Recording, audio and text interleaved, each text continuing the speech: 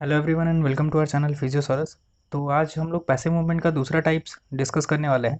उस टाइप का नाम है आपका पैसिव मैनुअल मोबिलाइजेशन। ये सेकंड टाइप है आपका पैसिव मूवमेंट का। पहले वाले में हम लोगों ने बात की थी रिलैक्स पैसिव मूवमेंट। उस वीडियो में एक छोटा सा मिस्टेक हुआ था मेरे से। मैंने दो टाइप्स बताया था, एक रिलैक्स पैसिव मूवमेंट और एक forced passive movement. Forced passive movement और रिलैक्स पैसिव मूवमेंट तो ऑलरेडी टाइप्स हैं ही। उसके अलावा जो passive movement passive manual mobilisation भी एक टाइप है, जो कि पैसिव मूवमेंट का ही टाइप है। ठीक है, तो फोर्स्ड पैसिव मूवमेंट के बारे में भी हम लोग थोड़ा सा बात कर लेते हैं और उसके बाद हम लोग आगे बढ़ेंगे। जो मेन टाइप है आपका वो है आपका पैसिव मैनुअल मोबिलाइजेशन। इसी में मुझे बताने के लिए बहुत सारी चीज़ें भी हैं और इसको हम लोग डिस्कस करेंगे। ठीक है, तो सबसे पहले मैं टाइप्स को एक बार वापस से लिख रहा हूँ। टाइप्स ऑफ पैसिव मूवमेंट कौन कौन से टाइप हैं। सबसे पहले हम लोगों ने बात की थी relax passive movement. Relax passive movement को हम लोग शॉर्ट फॉर्म में आरपीएम लिख रहे हैं यहाँ पे। जो दूसरा टाइप है वो हो गया आपका फोर्स्ड पैसिव मूवमेंट। ठीक है, और एक और टाइप है वो है आपका पैसिव मैनुअल मोबिलाइजेशन। ठीक है, चलिए अब देखिए फोर्स्ड पैसिव मूवमेंट होता क्या है। तो नाम से ही क्लियर है, फोर्स्ड पैसिव मूवमेंट। इसमें हम लोग क्या करते हैं, एक्सटर्नली फोर्स के साथ किसी एक मूवमेंट को परफॉर्म करते हैं और कुछ हद तक बियॉन्ड रेंज ऑफ मोशन भी हम लोग जाते हैं। ठीक है, तो ये फोर्स्ड पैसिव मूवमेंट हो गया। अभी हम लोग आज के ये वीडियो में डील करने वाले हैं पैसिव मैनुअल मोबिलाइजेशन के बारे में। ठीक है, और इसी को हम लोग डिस्कस करेंगे। तो पैसिव मैनुअल मोबिलाइजेशन का मैं यहाँ पे लिख रहा हूँ पहले, पैसिव मैनुअल मोबिलाइजेशन। अब देखिए पैसिव मैनुअल मोबिलाइजेशन का तीन टाइप होता है। कौन कौन सा? एक होता है आपका मोबिलाइजेशन। अब मोबिलाइजेशन जो होता है वो जॉइंट का होता है। ठीक है, मोबिलाइजेशन जॉइंट्स का होगा। ठीक है, फिर आ जाते हैं हम लोग मैनिपुलेशन के बारे में। मैनिपुलेशन जो होता है जॉइंट्स के साथ साथ सॉफ्ट टिश्यू का भी होता है। ठीक है, तो ये परफॉर्म होता है आपका जॉइंट के साथ साथ जॉइंट एंड सॉफ्ट टिश्यूज। और जो सबसे लास्ट होता है वो है आपका स्ट्रेचिंग। ठीक है, स्ट्रेचिंग ऑफ सॉफ्ट टिश्यू। ठीक है, तो स्ट्रेचिंग किसका होगा? सॉफ्ट टिश्यूज का होगा। ठीक है, चलिए अब हम लोग एक एक करके डिस्कस करते हैं कि मोबिलाइजेशन क्या होता है, मैनिपुलेशन क्या होता है और स्ट्रेचिंग क्या होता है। ठीक है, तो सबसे पहले हम लोग बात कर लेते हैं मोबिलाइजेशन के बारे में। समझते हैं मोबिलाइजेशन क्या है। तो देखिए मोबिलाइजेशन को अगर सिंपलेस्ट वे में डिफाइन किया जाए तो मोबिलाइजेशन एक small repetitive rhythmical oscillatory movement होता है। ठीक है, मैं और इसको ब्रेक डाउन कर रहा हूँ, ये तो हुआ बुकिश लैंग्वेज वाली बात। देखिए मोबिलाइजेशन का मतलब होता है एक रिदम में एक किसी एक मूवमेंट को करवाते हैं हम लोग, और वो मूवमेंट आपका होता है ऑस्टियोकाइनेमेटिक मूवमेंट होता है या फिर ऑर्थोकाइनेमेटिक मूवमेंट होता है। ठीक है, उसको हम लोग क्या कहेंगे, उसको हम लोग कह देते हैं मोबिलाइजेशन। ठीक है, अब ऑस्टियोकाइनेमेटिक मूवमेंट और ऑर्थोकाइनेमेटिक मूवमेंट क्या होता है, तो हालांकि इसके बारे में मुझे सेपरेटली एक वीडियो बनाना होगा, बट एक बेसिक सा नॉलेज मैं आपको दे रहा हूँ। ठीक है, तो मोबिलाइजेशन में कौन कौन सा मूवमेंट होता है? सबसे पहला मूवमेंट होता है आपका ऑस्टियो काइनेमेट काइनेमेटिक मूवमेंट। ठीक है, और दूसरा होता है आपका ऑर्थोकाइनेमेटिक मूवमेंट। ठीक है, ऑर्थोकाइनेमेटिक मूवमेंट। ठीक है, ऑस्टियो का मतलब होता है आपका बोन और काइनेमेटिक का मतलब होता है आपका मूवमेंट। तो movement of bone is known as osteokinematic movement. इसी तरह से सेम अगर बात करें तो ऑर्थो का मतलब होता है जॉइंट और काइनेमेटिक का मतलब होता है मोशन। ठीक है, तो movement of joint is known as arthrokinematic movement. ठीक है, इसलिए ऑर्थोकाइनेमेटिक मूवमेंट को हम लोग कह देते हैं जॉइंट प्ले मूवमेंट। ठीक है, अब ये बहुत वास्ट टॉपिक है। ठीक है, तो इसको डिस्कस करने के लिए मुझे एक सेपरेट वीडियो बनाना होगा। ठीक है, लेकिन ऑर्थोकाइनेमेटिक का भी कुछ 5 टाइप होता है। ठीक है, कौन कौन सा? रोलिंग होता है, स्पिनिंग होता है, ग्लाइडिंग स्लाइडिंग, ये दोनों एक ही हो गया। ठीक है, और ट्रैक्शन और कंप्रेशन होता है। तो ये 5 तरह का ऑर्थोकाइनेमेटिक मूवमेंट होता है। ऑस्टियोकाइनेमेटिक मूवमेंट में आपके जितने अदर मूवमेंट्स हैं जैसे कि flexion, extension, abduction, adduction, plantar flexion, dorsiflexion, ये सारे, ये एक्सेट्रा जितने भी आपको याद हैं वो सारे के सारे आपको याद जाएंगे ऑस्टियोकाइनेमेटिक मूवमेंट। तो ये तो हुआ मोबिलाइजेशन के बारे में बात। दूसरा जो टाइप है वो है आपका मैनिपुलेशन। अब समझिए कि मैनिपुलेशन क्या होता है।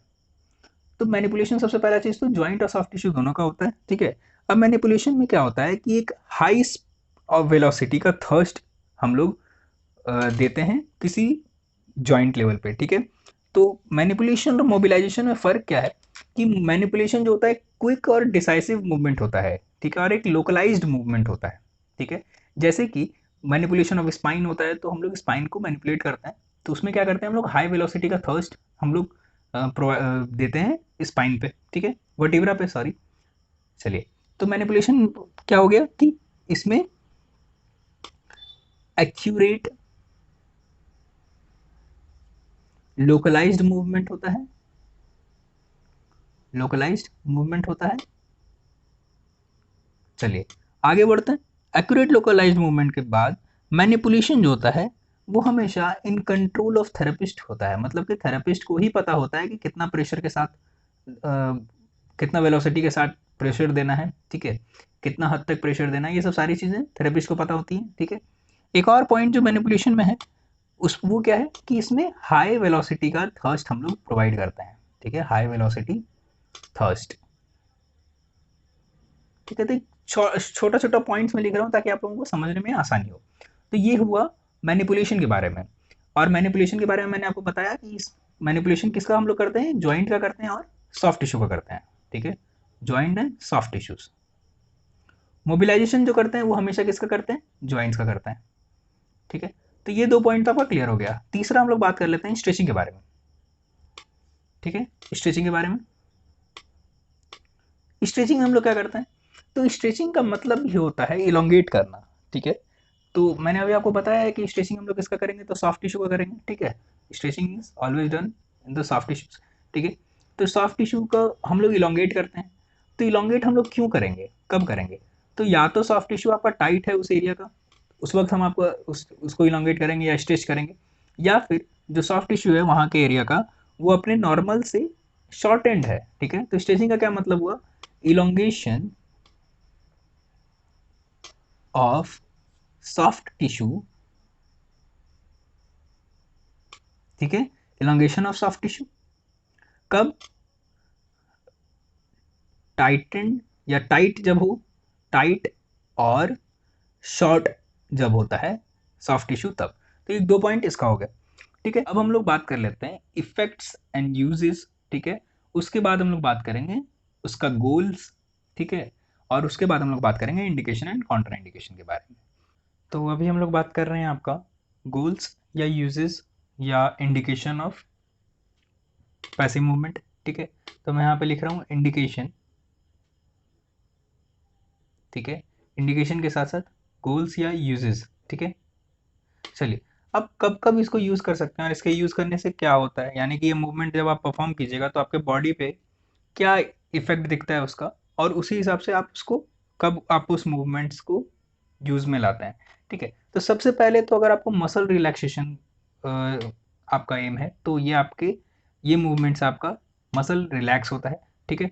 तो इंड्यूसेस मसल रिलैक्सेशन, तो ये एक सबसे पहला अ, आपका गोल हो गया या यूजेस हो गया, ठीक है, इफेक्ट भी हो गया।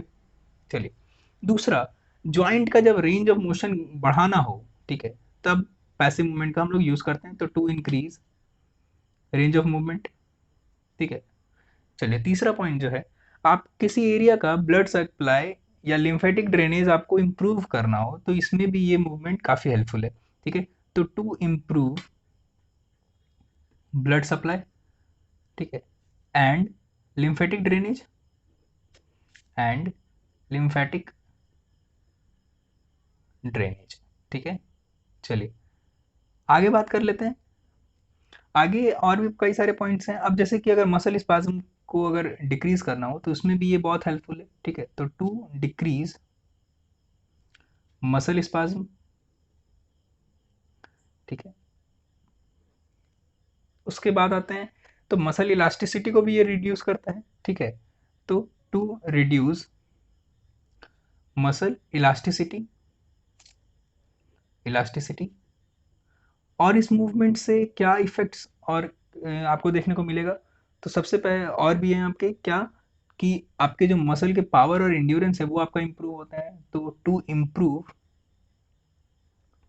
मसल पावर एंड इंड्योरेंस, ठीक है। पावर और इंड्योरेंस के बीच में डिफरेंस मैंने आपको पिछले वीडियो में बता चुका हूँ, मैं आपको बता दिया है, ठीक है। तो आप एक बार आप उसको जाकर के रिपीट कर लीजिए, ठीक है। चलिए, अभी दूसरा और भी पॉइंट्स हैं आपके कि जॉइंट एडिशन को अगर आपको रिड्यूस करना हो या उसको ब्रेक करना हो तो उसमें भी पैसिव मूवमेंट काफ़ी हेल्पफुल रहता है। तो टू रिड्यूस जॉइंट एडिशन। अब इसके अलावा भी आपको अगर और भी पॉइंट्स आते हैं तो आप लिख सकते हैं इसमें, ठीक है। ये मेन पॉइंट्स थे जो कि कॉमन है, हर बुक्स में आपको यही देखने को मिलेंगे। इसके अलावा भी अगर आपको पॉइंट्स आते हैं तो आप उसमें ऐड कर सकते हैं, ठीक है। अब आ जाते हैं आपका कॉन्ट्रा इंडिकेशन में। कॉन्ट्रा इंडिकेशन का क्या मतलब हुआ कि किस किस केस में ये मूवमेंट प्रोहिबिटेड है, आप इस मूवमेंट को इग्नोर करके चलेंगे, ठीक है। ये तो हुआ कि आप किस किस केस में आप यूज़ कर सकते हैं और उसके बॉडी पे आपका क्या इफेक्ट होगा, ये सब सारे पॉइंट्स जो ऊपर में जितने भी लिखवाए हैं मैंने, ठीक है। अब कॉन्ट्रा इंडिकेशन में अगर हम बात करें तो जिस किसी पेशेंट के ऊपर मेटेलिक इम्प्लांट है तो उस केस में हम लोग पैसिव मूवमेंट को इग्नोर करते हैं, ठीक है। तो in case of metallic implant, क्यों? क्योंकि मेटेलिक इम्प्लांट अगर कहीं होगा और आप वहाँ पे मोबिलाइज कर रहे हैं या मैनिपुलेट कर रहे हैं तो कहीं ना कहीं पेशेंट को पेन फील होगा, ठीक है। हो सकता है उसके आसपास का आर्टरी या वेन में उसको डैमेज हो जाए, ठीक है। तो इस चीज़ को ध्यान में रखना है। दूसरा केस है आपका रीसेंट फ्रैक्चर अगर होगा तो उस केस में हम लोग इग्नोर करके चलेंगे, ठीक है, रीसेंट फ्रैक्चर में, ठीक है। रीसेंट फ्रैक्चर के बाद रीसेंट डिसलोकेशन अगर है उस वक्त भी हम लोग इग्नोर करेंगे, ठीक है। तो रीसेंट फ्रैक्चर, रीसेंट डिसलोकेशन, ये हो गया। आगे अगर हम लोग बात करें तो डीवीटी के केस में, डीप वेन थ्रोम्बोसिस के केस में हम लोग इसको अवॉइड करते हैं, ठीक है। चलिए आगे और भी कई सारे पॉइंट्स हैं, जैसे कि जॉइंट इफ्यूजन हो गया, उस वक्त हम लोग नहीं करेंगे, ठीक है। जॉइंट इफ्यूजन के केस में और भी अगर हम लोग बात करें तो हेमीफिलिक अगर जॉइंट है, ठीक है, हेमीफिलिक अगर जॉइंट है तो उस केस में हम लोग पैसिव मूवमेंट नहीं देते हैं पेशेंट को। हेमीफिलिक के जॉइंट के बाद अगर सोरियाटिक अर्थराइटिस है, ठीक है, सोरियाटिक अर्थराइटिस है तो उस केस में हम लोग पैसिव मूवमेंट नहीं देते हैं। इसके अलावा और भी पॉइंट हैं, अब जैसे कि ट्यूमर हो गया, मैलिग्नेंट ट्यूमर है, ठीक है, ट्यूमर है तो क्या करेंगे हम लोग अवॉइड करते हैं उस जगह पे। बर्न्स है किसी तरह का, ठीक है, बर्न्स के अलावा ओपन वुंड है, ठीक है, तो वो सब केसेस में हम लोग पैसिव मूवमेंट को थोड़ा अवॉइड करके चलते हैं, ठीक है। इसके अलावा एक पॉइंट और भी है कि जैसे कि मान लीजिएगा पेशेंट के किसी पार्ट में पीओपी है, ठीक है। अब अगर हाथ में आप पैसिव सॉरी मोबिलाइजेशन दे रहे हैं, मोबिलाइजेशन ऑफ शोल्डर आप दे रहे हैं, ठीक है, और शोल्डर जॉइंट ही उसका फ्रैक्चर्ड हुआ है और उसमें पीओपी लगा हुआ है तो उस जगह पे हम लोग अवॉइड करते हैं, ठीक है। तो पेशेंट विद पीओपी, ठीक है, पेशेंट विद पीओपी। तो ये था आपका पूरा पैसिव मूवमेंट के बारे में। इसके अलावा अगर आपको कोई डाउट हो तो आप प्लीज़ पूछिए। मैं नोट्स को जितने जल्दी से जल्दी हो सकेगा तो अपने वेबसाइट पे अपलोड करने की कोशिश करूँगा। So thank you so much for watching this video. अगले वीडियो में हम लोग बात करेंगे एक एक टॉपिक्स के बारे में, जो भी सब टाइप्स मैंने आपको डिस्कस किए हैं पैसिव मोबिलाइजेशन के बारे में। मोबिलाइजेशन का हम लोग सारे टाइप्स देखेंगे, ठीक है, और सारे के बारे में हम लोग चर्चा करेंगे।